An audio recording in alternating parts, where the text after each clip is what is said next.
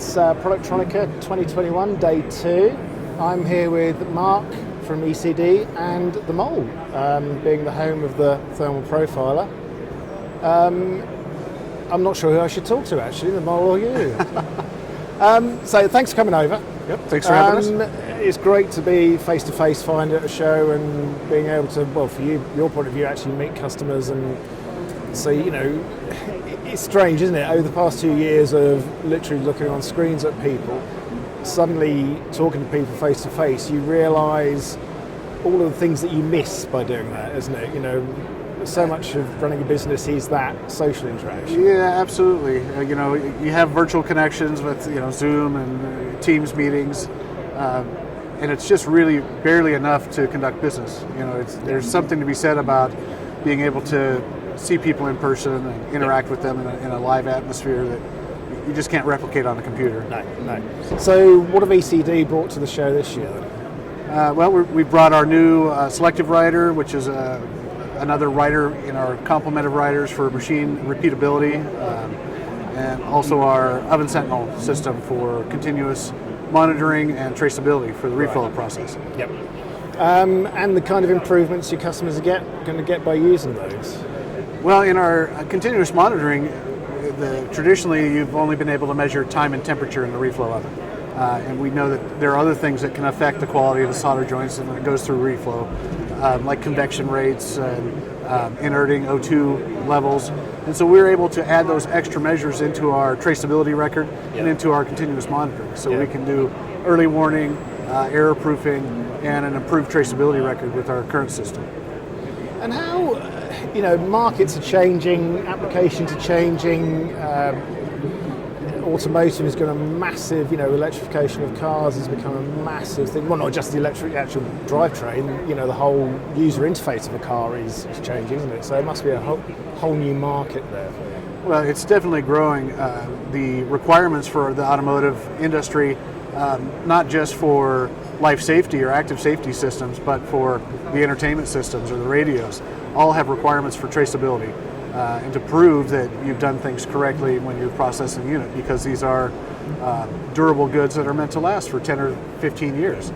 So the manufacturers want that proof that you've processed this board correctly, it's been built correctly, and it'll provide a long life in its intended purpose. You know, cars are relatively short-lived, but mil-aero also have really high demanding requirements as well as medical. So we just see this realm of the need for traceability and quality to just grow exponentially in the coming years. There's more electronics, not less. And, more requirement for not only traceability, but for automation to take out opportunities for error and to reduce the need for human intervention.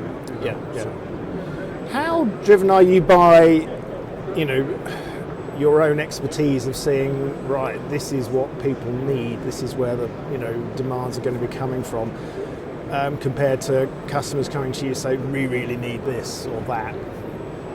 We have some customers that have a lot of foresight, and they have a roadmap that stretches out 5 or 10 years. Right. And so they're starting to build their requirements out today as far as for big data, because largely when you do artificial intelligence or big data projects, you need years and years worth of data to cull from to have it be meaningful. So those people with foresight are starting to collect that data now for those AI projects that are going to happen 5-10 years down the road. There's also some, we have to be careful here, there is some skills diminishing in the labor forces. And so there's a real need to either automate or to error-proof processes so that less skilled labor is required or less engineer intervention oftentimes. And so we're trying to bring a level of automation that is appropriate and still make it easy for an operator to use or to be able to migrate our data collection to an operator level instead of an engineer level. No, it is a concern. I mean, that, you know, that spreads across the industry, doesn't it? It's not just, you know, in small parts of it. I mean, that, like you say, you know, machine learning, gathering data is one of the most important things at the moment, isn't it? You know, without that, none of these. And, to be honest, the machines are fantastic reliable. You know, you have the reflow ovens that are out there. They may go for years without having a defect. And machine learning only happens when you have a problem. Yes. And so that's why you need that really long runway of data collection to catch those problems and to be able to identify trends. And as we make machines that are more and more fantastically stable, the data collection timeline stretches out longer and longer, unfortunately. So I see that there's an opportunity for manufacturers to start aggregating data from multiple customers, which has privacy issues that need to be contended with. Well, that has been the stumbling block, hasn't it? You know, that, security and privacy, we've been talking about, AI and machine learning for years, but from the customer's point of view, you've got to reassure them that they maintain their privacy and that, whether that's anonymizing the data or whatever, that it's, they can rely on it. And I think that must take time to encourage that kind of... And it's got to be communicated the benefit, right? If I'm going to give up a little bit of my, anonymized data, what am I going to get in return? Is it going to be a profit center for somebody else that can resell it? Or are you going to tell me when my oven is going to break down before it breaks down so I don't lose production time? So if it's sold the right way, and I think if it's extremely transparent, it can be done. I think, is there a consortium that could get together to help hammer that out? I think we're in the very early stages of that. So, and it's those issues actually help the industry, don't they? Because it's a lot of it is about being able to collaborate where it's necessary, where vendors can collaborate without compromising their products. Right.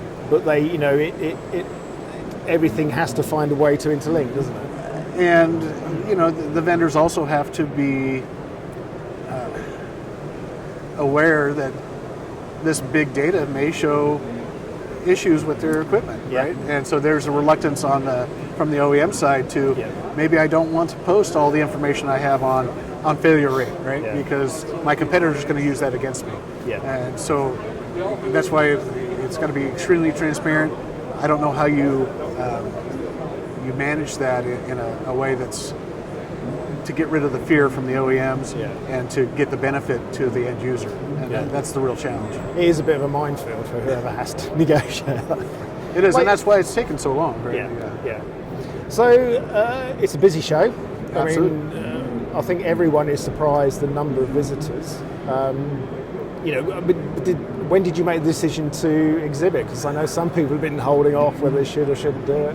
Well, we, as a company, decided that the value of the show, for this show in particular, was to reconnect with our reps and distributors and to use it as a way to do training and reinvigorate the relationship between our company and our distributors.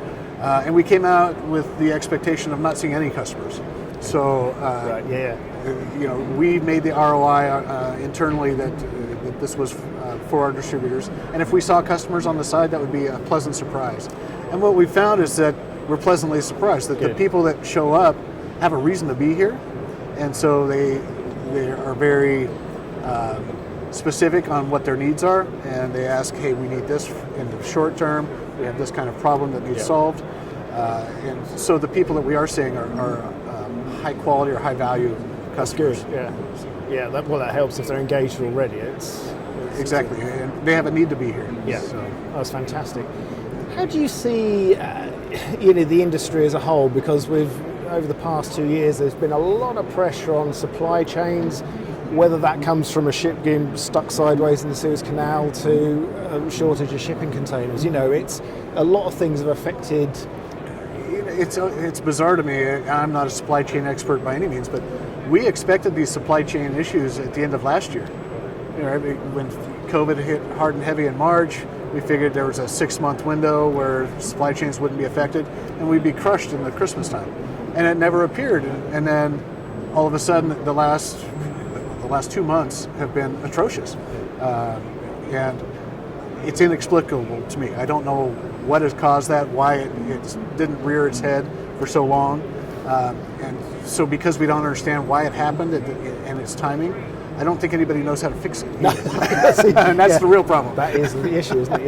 Yeah. And the trouble is, a lot of the solutions, people say, well, we should reshore, onshore, or, but they're not quick fixes, are they? They're not. And like I say, there's unintended outcomes. We look at our trade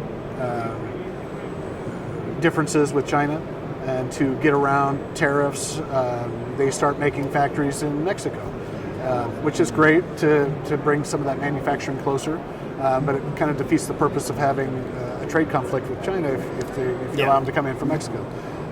So there's a lot of politics involved. Ultimately, manufacturers want to manufacture, and consumers want to consume, and it's what makes the world go around, unfortunately. Yeah, that's the eternal sort of paradox, really, isn't it? Right. But, and that's what causes contention. If I've got somebody who wants to spend money with us, and I can't provide them goods or services, it makes me cranky. Exactly. Well, I mean, it's great to meet you, and actually, be able to have these sort of face-to-face chats are what makes the industry keep ticking a lot of the time. And actually, as we've said, it's that whole interaction around the core business values that makes actually allows you to close deals a lot of the time, isn't it? Exactly. Well, I hope the rest of the show is really successful for you. As well, thank you for your time. I appreciate it. Thank you for talking to us. Okay.